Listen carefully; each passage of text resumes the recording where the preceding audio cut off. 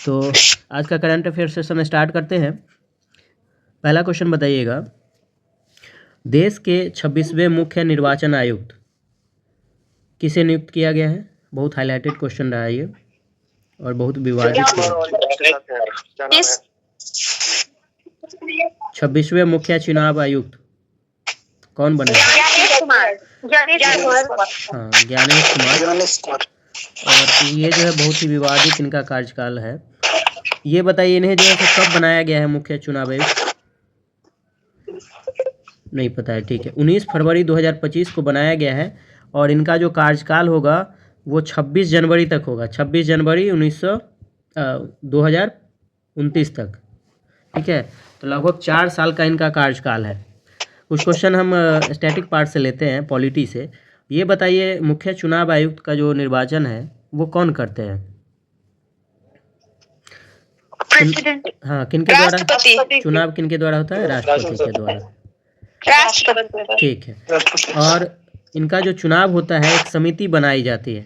समिति में कौन कौन सदस्य होते हैं? कितने सदस्य होते हैं समिति में? पीएम रहते हैं, कैबिनेट मिनिस्टर रहते हैं। एक तो प्रधानमंत्री रहेंगे, कैबिनेट मिनिस्टर, प्रधानमंत्री, गृह मंत्री, प्रधानमंत्री और कैबिनेट। नहीं, ठीक है। एक प्रधानमंत्री होंगे, दूसरा गृह मंत्री और तीसरा विपक्ष के नेता। विपक्ष के विपक्ष के नेता रहते हैं। हाँ। तो विपक्ष के नेता अभी वर्तमान में कौन है? राहुल गांधी। राहुल गांधी है।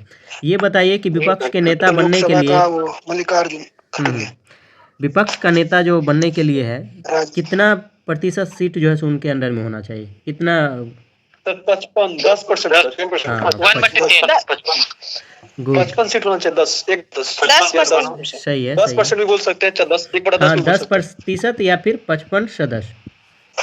चलिए नेक्स्ट बताइए कि मुख्य चुनाव आयुक्त का जो है निर्वाचन आर्टिकल किस में है वर्णित? 324 है। आर्टिकल 324, ठीक है। और अभी जो प्रावधान है उसमें है कि एक मुख्य चुनाव आयुक्त रहेंगे और उसके साथ कितने अन्य चुनाव आयुक्त रहेंगे? 3। टोटल 3 रहेंगे, जिसमें एक मुख्य चुनाव आयुक्त और 2 एक्स्ट्रा रहेंगे चुनाव आयुक्त। तो अभी का मुख्य चुनाव आयुक्त हो गया ज्ञानेश कुमार। अन्य 2 कौन सा है? अन्य 2 सदस्य कौन है मुख्य चुनाव आयुक्त के अलावा?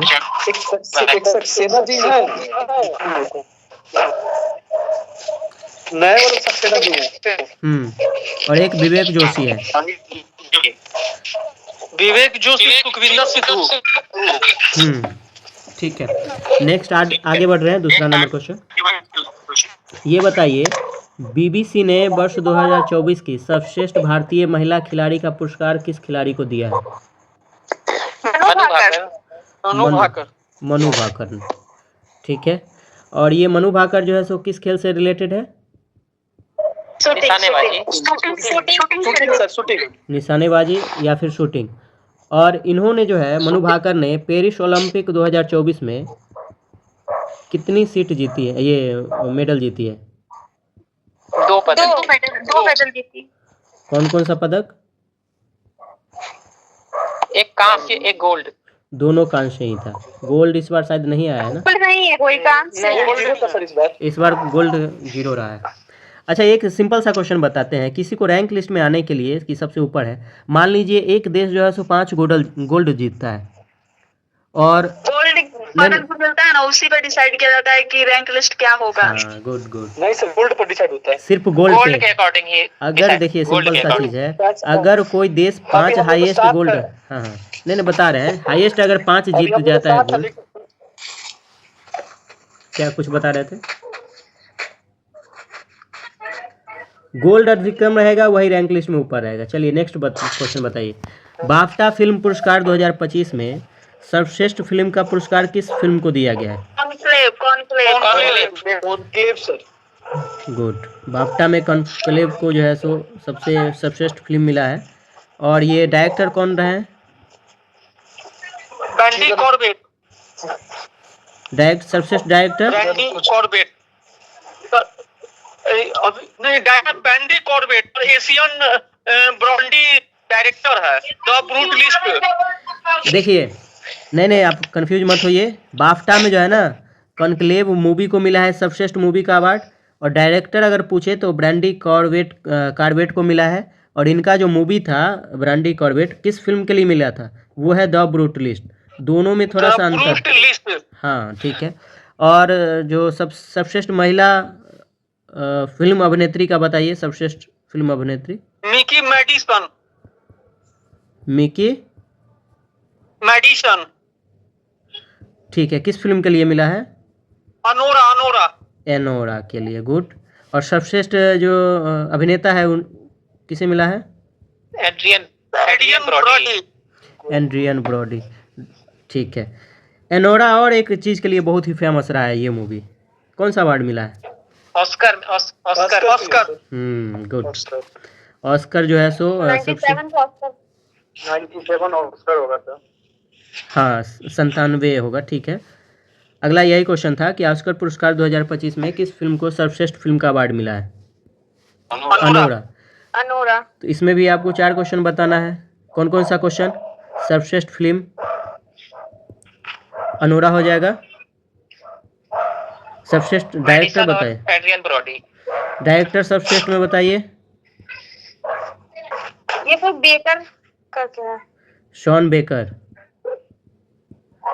सर्वश्रेष्ठ डायरेक्टर। अभिनेत्री में सर्वश्रेष्ठ मिकी मेडिसन। यही है, मिकी मेडिसन। हाँ वही। ये दोनों सेम रहा है। और अभिनेता सर्वश्रेष्ठ में बताइए। द ब्रूटलिस्ट के लिए एड्रियन ब्रॉडी।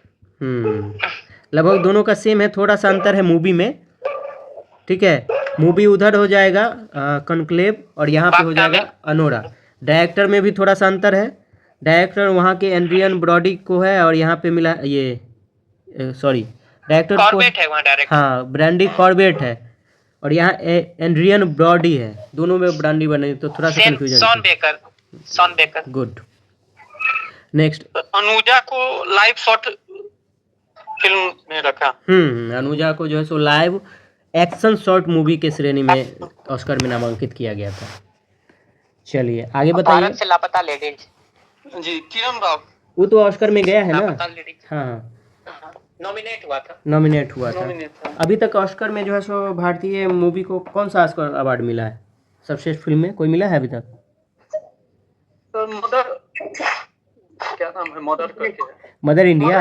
हुआ था से। मदर इंडिया जो है ना सिर्फ नॉमिनेट हुआ था, पहला फिल्म था जो ऑस्कर में नॉमिनेट हुआ था। आज तक किसी भी इंडियन फिल्म को ऑस्कर अवार्ड सर्वश्रेष्ठ फिल्म का अवार्ड नहीं मिला है, ठीक है। वो गांधी मूवी के लिए, वो कॉस्ट्यूम के लिए मिला था। कॉस्ट्यूम डिजाइनिंग के लिए मिला था भानु अथैया को, लेकिन सर्वश्रेष्ठ मूवी का अवार्ड नहीं मिला है, हम ये बता रहे हैं, ठीक है। नहीं, अभी तक सर्वश्रेष्ठ मूवी हिंदी फिल्म को नहीं मिला है। चलिए फिल्म से रिलेटेड एक और क्वेश्चन बताइएगा। आईफा अवार्ड में किस फिल्म को सर्वश्रेष्ठ फिल्म का अवार्ड मिला है? लापता लेडीज, ठीक है। और इसके डायरेक्टर कौन है? किरण राव। ये किनकी पत्नी है ध्यान में किनको? आमिर खान की है। और सर्वश्रेष्ठ अभिनेता कौन रहे हैं? अभिनेता में सर्वश्रेष्ठ गुड। कार्तिक आर्यन को मिला है भूल भुलैया 3 के लिए। और अभिनेत्री में किसे मिला है? नितांशी गोयल। गुड। लापता लेडीज के लिए। हाँ लापता लेडीज, ठीक है। आगे बढ़ रहे हैं। 2025 का आदि महोत्सव कहाँ पर संपन्न हुआ है? दिल्ली।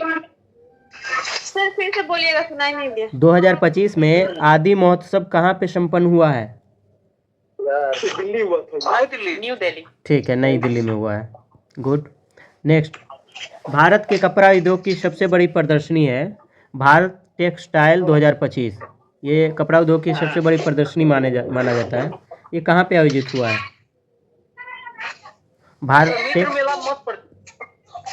भारत टेक्स 2025। ये जो है ना कपड़ा उद्योग की सबसे बड़ी प्रदर्शनी माना जाता है। ये हम पूछ रहे हैं कि कहाँ पे हुआ है। ये भी नई दिल्ली में ही हुआ है, ध्यान रखिए, नई दिल्ली के भारत मंडपम में ठीक है, आगे बढ़ रहे हैं।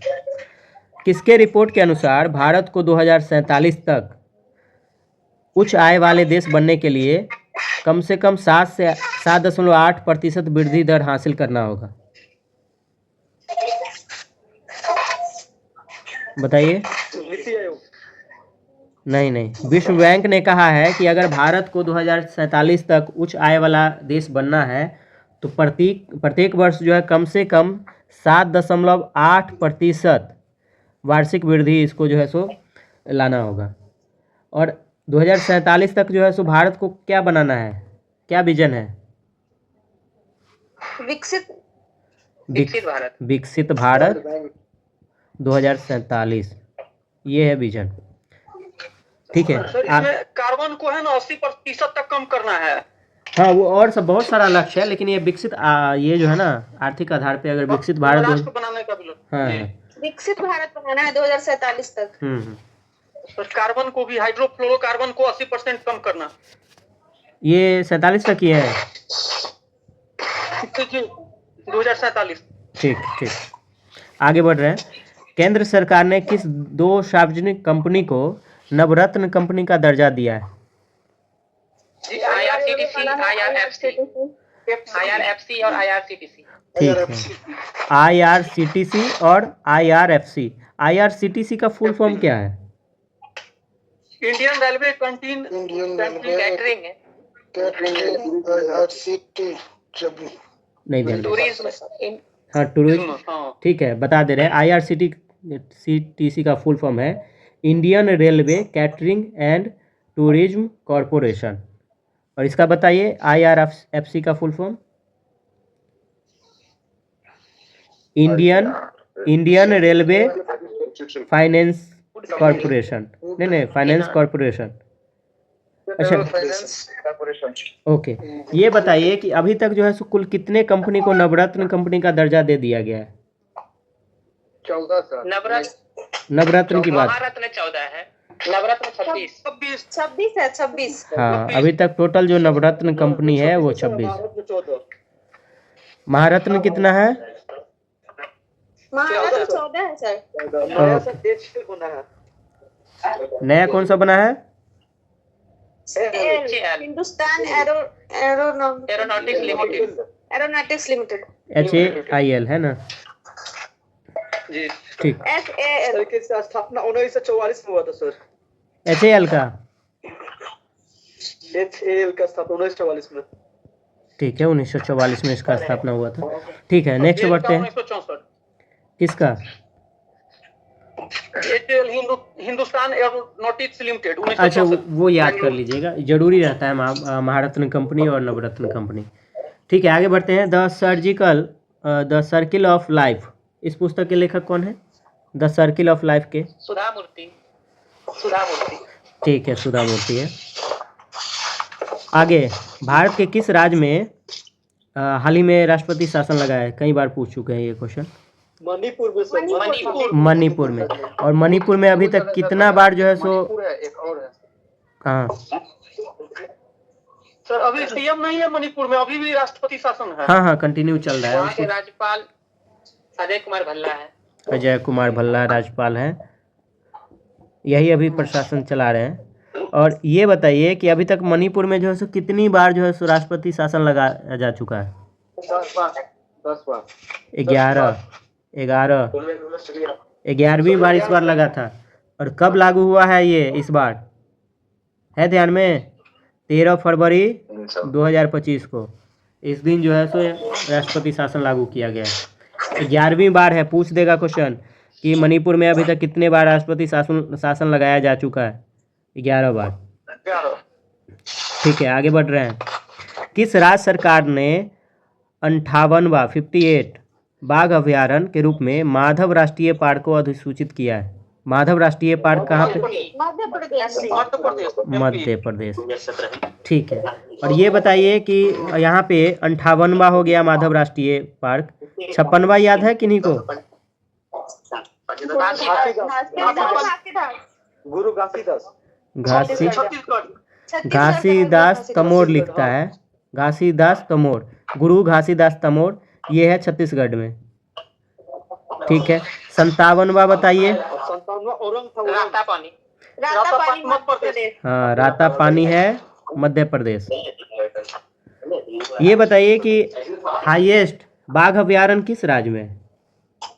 मध्य प्रदेश। मध्य प्रदेश।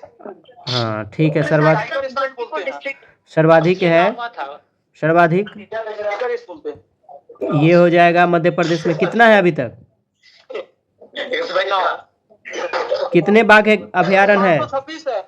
इतना कहाँ से हो जाएगा? 785। मध्य प्रदेश में मात्र 9 बाघ अभयारण्य है, जो हाईएस्ट माना जाता है पूरे राज्य में, राज्यों की संख्या में अगर आए। उसके बाद अगर आइएगा तो किस राज्य में है दूसरे नंबर पे? महाराष्ट्र में है। नहीं, महाराष्ट्र है, 6 है यहाँ पे। चलिए आगे बढ़ रहे हैं। देश के सबसे अधिक बाघ का अभयारण्य मध्य प्रदेश हो गया। आगे बताइए, उत्तराखंड में आयोजित 38वें राष्ट्रीय खेल हुआ है, तो इस खेल का जो है सो चैंपियन कौन रहा है? चैंपियन कौन बना है? सर्विसेज बना है। इसे सेना की टीम भी बोला जाता है। और ये जो है सो कुल कितने मेडल लिए हैं? कितने मेडल? 26 है। 121 मेडल जीता है। 121, जिसमें से 68 स्वर्ण, 26 रजत और 27 कांस्य। ठीक है, गोल्ड मेडल कितना? 68, सिल्वर मेडल 26 और ब्राउन मेडल ये हो गया 27। ये बताइए कि 38वें राष्ट्रीय खेल है, उसका शुभंकर क्या था?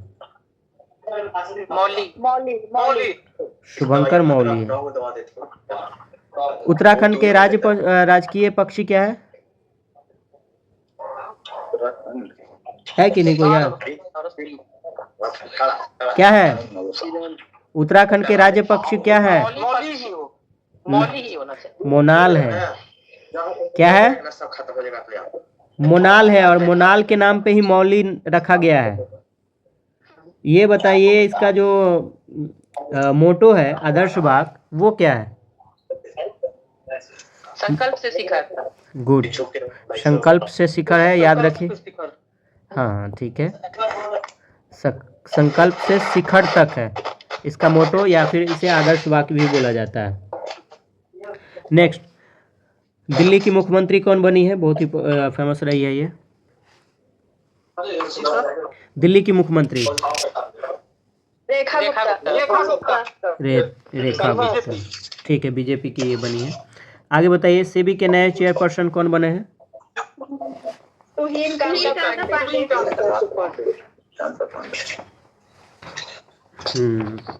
तुहिन कांत पांडे। ठीक है, तुहिन कांत पांडे सेबी के नए चेयरपर्सन बनी है। ठीक है, आगे बताइए, नागपुर में खेले गए रणजी ट्रॉफी क्रिकेट टूर्नामेंट के फाइनल मैच में किसने विदर्भ की टीम को हराया? को हरा कर जीता है। तीसरी बार जीता है। कौन? तीसरी बार जीता है। विदर्भ जीता है या केरल जीता है? विदर्भ जीता है, केरल हारा है। अच्छा, विदर्भ विजेता है ना। ये तीसरी बार जीता है सर। ठीक है, विजेता है विदर्भ। क्रिकेट स्टेडियम नागपुर में मैच हुआ, केरल हारा है। ठीक ठीक, आगे बताइएगा, किस टैंकों के लिए 1000 HP के इंजन रूसी कंपनी से खरीदने के लिए रक्षा मंत्रालय ने अनुबंध किया है? ध्यान में, किस टैंक के लिए, हम ये पूछ रहे हैं, किस टैंक के लिए 1000 HP के इंजन रूसी कंपनी से खरीदने के लिए रक्षा मंत्रालय ने? Good, T-72। चलिए आगे बताइएगा। T-72 खरीदने के लिए सर इधर अभी डील हुआ है ना रूस से, सर T-72 खरीदा गया है। रूस से ही हुआ है डील। T-72 टैंक खरीदने के लिए। हाँ, ये टैंक है, T-4 टैंक ही है। आगे बढ़ते हैं, 8वां हिंद महासागर सम्मेलन कहाँ संपन्न हुआ है? ओमान के मस्कट में। ओमान में सर।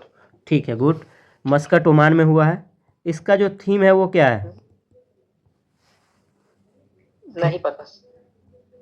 अच्छा, हम देख रहे हैं, थीम जरूर याद कीजिए, अगर इम्पोर्टेंट लगे ना तो वहाँ का थीम जरूर याद कीजिए, थीम बराबर पूछता है। अभी हम पूछ रहे थे 38वें खेल का भी थीम, तो थीम पे थोड़ा सा ध्यान दीजिएगा जरूर। जैसे जो शिखर तक था ना, वो हम अभी बता रहे थे, आप लोग भी बताए हैं, संकल्प से शिखर तक 38वें राष्ट्रीय खेल के ये है, थीम है। तो थीम पर थोड़ा सा ध्यान दीजिएगा। ये देखिए 8वां हिंद महासागर सम्मेलन है, इसका थीम है समुद्री साझेदारी के नए क्षितिज की यात्रा है। ठीक है, समुद्री साझेदारी के नए क्षितिज की यात्राएं, ये इसका थीम रहा है, और ये ओमान मस्कट में हुआ। ठीक है, आगे बताइएगा। नागरिकता पाने के लिए गोल्डन कार्ड योजना किस देश में लागू किया गया? गोल्डन कार्ड योजना दुबई, इसका आंसर होगा अमेरिका, यूएसए। अमेरिका। पहले ध्यान होगा गोल्डन वीजा मिलता था ना, तो अब जो है गोल्डन कार्ड योजना शुरू किया है। इसमें क्या प्रावधान है, कुछ खास बात है इसमें?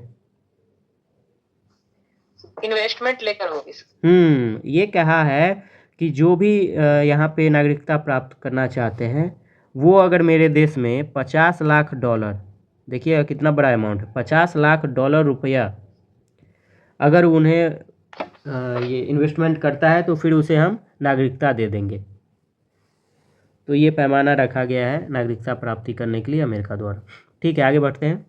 भारत और ईयू संबंधों में किस समझौते पर चर्चा के लिए यूरोपीय यूनियन की अध्यक्ष Ursula von der Leyen Bharat यात्रा पर आई थी? अच्छा, यूरोपीय यूनियन के अध्यक्ष कौन है? Ursula von der. हाँ, वॉन डेर लेयन भी लिखता है, उर्सुला वॉन डेर लेयन। और ये कौन सा समझौता के लिए आई हुई थी, है ध्यान में? बताइए। Free trade agreement. हाँ, फ्री ट्रेड एग्रीमेंट, FTA इसको बोला जाता है। ठीक है, आगे बढ़ते हैं। FTA इधर सर यूके के साथ भी हुई है। देखिए बराबर आप देखिएगा न्यूज़ में ये सब चीज़ें रहता है कि फलाना देश के साथ जो है सो फ्री ट्रेड एग्रीमेंट हो गया, उस देश के साथ एग्रीमेंट हो गया। तो सर न्यूजीलैंड के साथ भी हुआ है फ्री ट्रेड एग्रीमेंट। होते ही रहता है। क्या है फ्री ट्रेड एग्रीमेंट, है कि नहीं को कुछ पता? आयात शुल्क नहीं लगा, और एक्सपोर्ट में कुछ मतलब उसमें टैक्स कम कर दिया जाता है। नहीं, फ्री ट्रेड मतलब होता है लगता ही नहीं है। फ्री ट्रेड आप कर सकते हैं, आयात शुल्क जो है सो वो देश में नहीं लगता है। अभी जो है अमेरिका, ये बहुत ही ये रहा है, बहुत ही अभी विवादित चल रहा है। अमेरिका के द्वारा जो है सो टैरिफ लगाया गया है। कितने प्रतिशत का टैरिफ लगा है? 50%, 50% का। पहले 25% का, और फिर से 2 बार में लगा है ना, रिवाइज कर 50। हाँ, टोटल 50% लगा दिया है। तो फ्री ट्रेड अगर कोई देश से होता है तो देखिए दोनों देश में, अगर मान लीजिए कौन सा देश के बारे में आप कह रही थी? न्यूजीलैंड। तो न्यूजीलैंड से अगर फ्री ट्रेड एग्रीमेंट इंडिया करता है तो इंडिया का जब सामान उस देश में जाएगा तो भी आयात पे वो शुल्क नहीं लगाएगा, और उस देश का सामान जब मेरे यहाँ आएगा बिकने के लिए इंडिया में, तो भी हम लोग क्या करेंगे, आयात शुल्क नहीं लगाएंगे। तो दोनों देशों में किसी भी देश पर जो है सो आयात शुल्क नहीं लगता है। कोई डाउट है इसमें? नहीं सर, वो पता नहीं था कि वो हमको लगा था कि वो कम किया जाता है, ना के बराबर शुल्क होता है। फ्री मतलब फ्री। चलिए नेक्स्ट वर्ड। ट्रेड में कुछ आइटम सेलेक्ट की जाती है, इन आइटम पर टैरिफ नहीं लगेगा। हाँ, वो देखिए कि अच्छा जो मेरे पास रहेगा हम वहाँ भेजेंगे, और उस देश को आवश्यकता होगा उसी अकॉर्डिंग तो होगा ना। ऐसा थोड़े है कि जो नहीं भी है और जिसको वहाँ डिमांड ही नहीं है उस पर वो करवा ले, ऐसा नहीं होता है। कुछ चीज़ें होता है कि फलाना 10 सामान पे जो है सो फ्री ट्रेड एग्रीमेंट है, या 5 सामान पे फ्री ट्रेड एग्रीमेंट, इस तरह की तरीके से होता है। चलिए आगे बढ़ते हैं। ऑर्बिटल पुस्तक के लेखक कौन है? फिर से बोलिए सर। ऑर्बिटल पुस्तक के लेखक समंथा हार्वे। हाँ, गुड, समंथा हार्वे इसके लेखक हैं। नेक्स्ट, AI एक्शन समिट 2025 का आयोजन कहाँ हुआ था? AI एक्शन समिट नहीं, पेरिस में हुआ है। इससे पहले हुआ था, फ्रांस में इस बार हुआ था। फ्रांस में हुआ था 2025 में फ्रांस में हुआ है, फ्रांस के पेरिस में। और अध्यक्ष फ्रांस के पेरिस में। इसके अध्यक्ष कौन रहे थे? वहाँ के इमैनुअल मैक्रोन, पीएम भी थे साथ में सर। सह अध्यक्ष नरेंद्र मोदी। हाँ, दोनों देश एक साथ जो है ना, भारत और फ्रांस के बीच ये हुआ है और दोनों देश जो है सो सह अध्यक्ष रहे। भारत के कौन गए हुए थे वहाँ पे? पीएम नरेंद्र मोदी गए हुए थे और वहाँ के फ्रांस के राष्ट्रपति थे राष्ट्रपति एमेनुअल मैक्रो। ठीक, चलिए आगे बढ़ रहे हैं। इकोनॉमिक इंटेलिजेंस यूनिट, इसने हाल फिलहाल में लोकतंत्र सूचकांक 2024 रिपोर्ट जारी किया है, जो कि 167 देशों का सूचकांक है। ये बताइए इसमें भारत का कौन सा रैंक है? 23 या 24। और आगे बढ़िए। नहीं, और आगे बढ़िए। चलिए 41वां स्थान है, 41 भारत का स्थान रहा है 41। और इसमें जो है सो पहले स्थान पे कौन सा देश रहा है? सिंगापुर। क्या पूछ रहे हैं, ध्यान दीजिए। लोकतंत्र सूचकांक 2024 ये किसके द्वारा जारी किया जाता है? इकोनॉमिक इंटेलिजेंस यूनिट के द्वारा जारी किया जाता है। इकोनॉमिक इंटेलिजेंस यूनिट, इसके द्वारा जारी किया जाता है। 41 नंबर पे भारत है और पहले नंबर पे कौन सा देश है? नॉर्वे है। डेनमार्क। नॉर्वे। और सबसे लास्ट है 167 नंबर पे अफगानिस्तान। अभी उस दिन भी हम बात चर्चा कर रहे थे कि कोई भी सूचकांक हो, कोई भी इंडेक्स हो, कौन जारी करता है ये जरूर रखिए। और भारत का रैंकिंग क्या है, पहले स्थान पे क्या है, कौन देश रहा है, और सबसे लास्ट स्थान पे कौन सा देश रहा है। इतना चीज़ बस आपको याद करना है। चलिए आगे बढ़ते हैं। आईफा फिल्म पुरस्कार 2025 का वितरण कहाँ पे हुआ था? आईफा जयपुर। ये जयपुर में सर। जयपुर। गुड, जयपुर में हुआ है। आगे, नाटो द्वारा वर्ष 2025 में आयोजित किया गया प्रमुख सैन्य अभ्यास कौन सा है? ये नाटो द्वारा किया गया है 2025 में सैन्य अभ्यास, किस नाम से? Sky ocean. स्काई ओशियन, सही बात, जिसमें भारत गैर नाटो देश शामिल हुआ। कब हुआ है ये?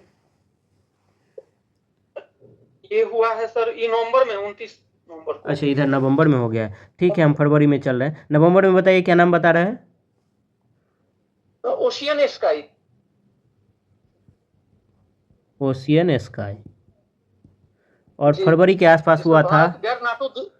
अच्छा, भारत जो है सो गैर नाटो देश होते हुए। भारत गैर नाटो देश होते हुए शामिल हुआ था ये ना।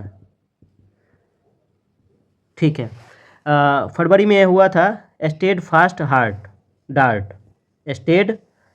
डार्ट, इस नाम से जो है सो हुआ था सैन्य अभ्यास। नेक्स्ट, दोहा में एशियाई स्नूकर चैंपियनशिप के विजेता कौन बने हैं? दोहा में हुआ था एशियाई स्नूकर चैंपियनशिप। पंकज आडवाणी।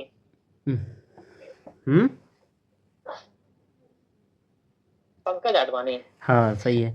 देखिए ज़्यादातर जो है ना, नहीं कुछ तो पंकज आडवाणी, ये लगभग चीज़ें जो है सो जीत रहे हैं। एशियाई स्नूकर चैंपियनशिप जो है विजेता बने हैं पंकज आडवाणी, और ये हुआ है दोहा में।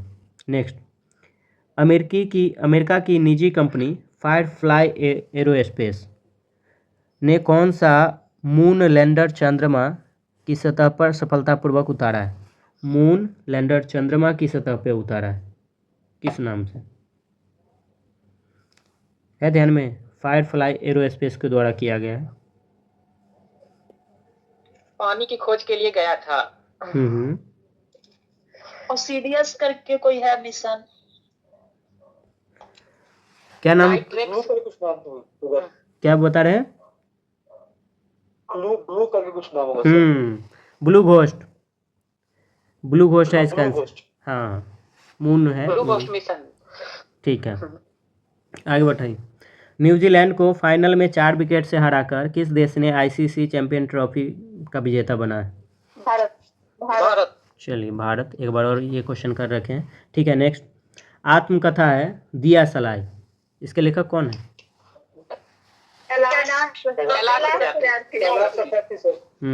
इसको VVI में रखिएगा, ये सब क्वेश्चन इस तरह का ही आता है।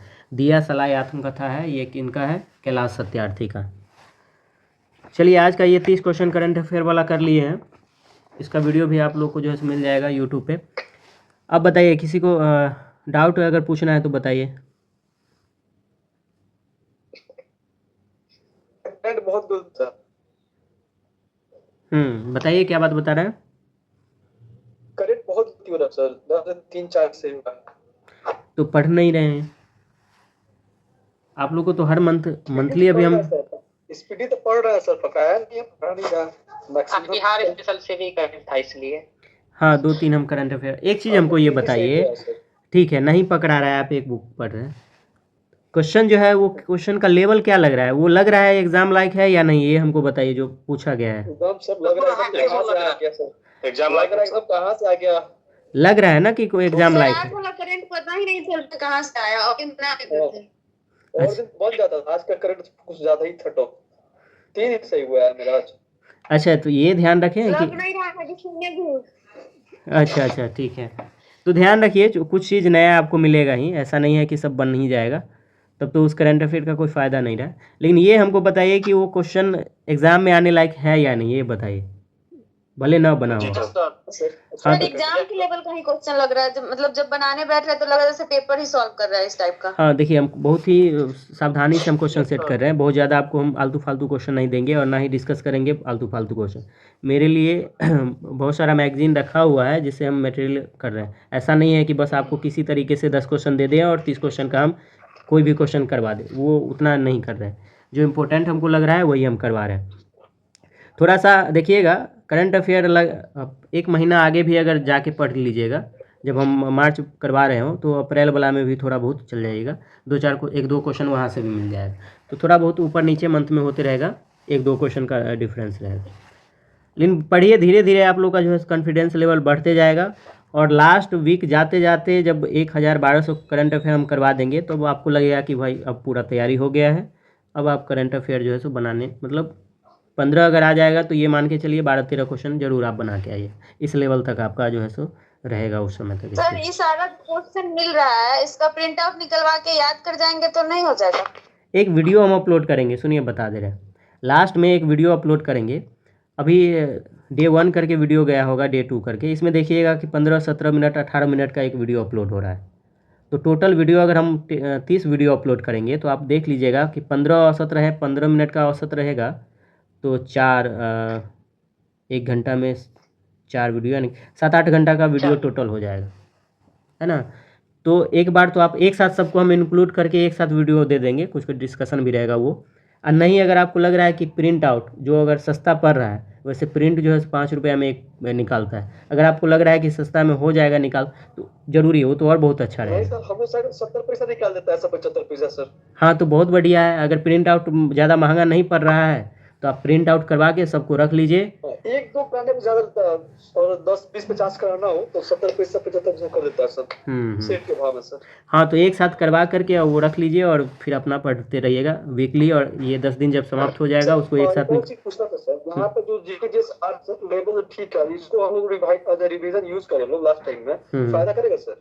फायदा करेगा ही, क्योंकि 50 क्वेश्चन पर डे मिल रहा है आपको 30 दिन का टेस्ट में जो है सो आपको 15 से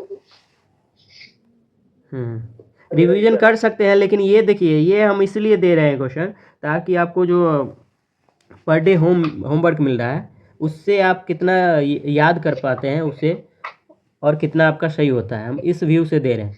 ऐसा नहीं है कि वो आप 1500 क्वेश्चन पढ़ लीजिएगा तो वही एग्ज़ाम में आ जाए, ये कभी भी सोच के नहीं चलना है। रिवीजन कीजिएगा, वो फ़ायदा देगा ही, लेकिन हम इसलिए करवा रहे हैं ताकि आपका जो होमवर्क है वो पूरा आप कंप्लीट कर पा रहे हैं या नहीं कर पा रहे हैं, और उसमें आपको कितना रिकॉल हो पा रहा है और कितना जो है आप सही कर पा रहे हैं, हम इसलिए ये क्वेश्चन दे रहे हैं। सर मेरा ये कहना है कि सब तक जो आप टेस्ट दे रहे हैं उसको कंपाइल करके आप एक साथ मर्ज कर सकते हैं तो ये बेहतर रहेगा सर। लास्ट में हम कर देंगे, या अभी देखिए एक चीज़, पहले ये 10 दिन का सुनिए, बेहतर होगा सर। अभी 10 दिन वाला चल रहा है, जब हम 11वां दिन वाला स्टार्ट करेंगे ना तो ये 10वां दिन का हम एक साथ आपको भेज देंगे, ठीक रहेगा? जी हाँ सर, जी हाँ सर, हाँ हम कर देंगे। हर चीज़ आपको जो भी कहिएगा सब चीज़ अगर लगे कि हाँ इसी से रिलेटेड है हम कर देंगे, भेज देंगे आपको। आप लोग बस पढ़ने पे ध्यान रखिए, डाउट के लिए हम हैं, आप डाउट पूछने के लिए, और करंट हम करवा देंगे बहुत अच्छे तरीके से। टेस्ट में भाग लीजिए, टेस्ट से हम देखिए। जैसे पहले का जो होमवर्क मिल रहा है वो सारा पढ़ने के बाद आगे जब याद करना फिर तो लग रहा है कि कुछ याद ही नहीं है। वो चीज़ें आपको जब एग्ज़ाम दिन भी जाइएगा ना तो भी आपको उस दिन फीलिंग होगा कि पता नहीं 10 क्वेश्चन भी हम बना पाएंगे कि नहीं। सिलेबस आपको माइंड में हमेशा ये रहेगा कि मेरा सिलेबस नहीं कंप्लीट नहीं हुआ है। हम तो कह रहे हैं कि जब एग्ज़ाम हॉल में आप जाइएगा तब कहिएगा कि 10 से ज़्यादा तो हम बना ही नहीं पाएंगे, हमको कुछ याद ही नहीं।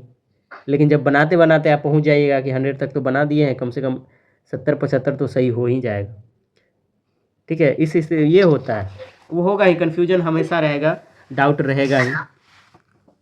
चलिए और किन्हीं का कोई क्वेश्चन? अभी तो स्पीडी से करंट अफेयर, हेलो सर, अभी स्पीडी से करंट अफेयर कर रहे हैं तो सर उससे उतना पकड़ नहीं आ रहा सर, तो कुछ और देख ले क्या सर? नहीं पकड़ में आ रहा है तो हम करवा रहे हैं, आप देख सकते हैं। एडिटोरिया का नया आया है बुक, वो देख लीजिए। प्रचार नहीं कर रहे हैं, पहले बता रहे हैं, प्रमोशन नहीं है, बुक अच्छा है इसलिए हम बता दे रहे हैं। ठीक सर, प्रचार नहीं सर, बस मैं ऐसे ही पूछ रहा था सर, जैसे आप जो सर जितना करवा रहे हैं सर बहुत कम समय आ रहा है, जैसे डिस्कशन भी यहाँ हो रहा है तो बहुत कम पकड़ में आ रहा है। एडिटोरिया आप आपके जो करंट अफेयर्स था आज का जो करंट अफेयर्स था ये एडिटोरियल से बिल्कुल भी मैच नहीं कर रहा था। ये सारा दृष्टि का करंट अफेयर है। ठीक है, क्या चीज कर सर? दृष्टि करंट अफेयर से रिलेटेड। सर बोल रहे हैं सर कि सर वो वीडियो है सर पर डे सर दे दिया कीजिए सर। डेली जा रहा है। अभी हाल फिलहाल में देखिए, आपको 1-1.5 घंटा पहले एक वीडियो अपलोड हुआ है, कल फिर 8 बजे में अपलोड हो जाएगा, फिर रात में।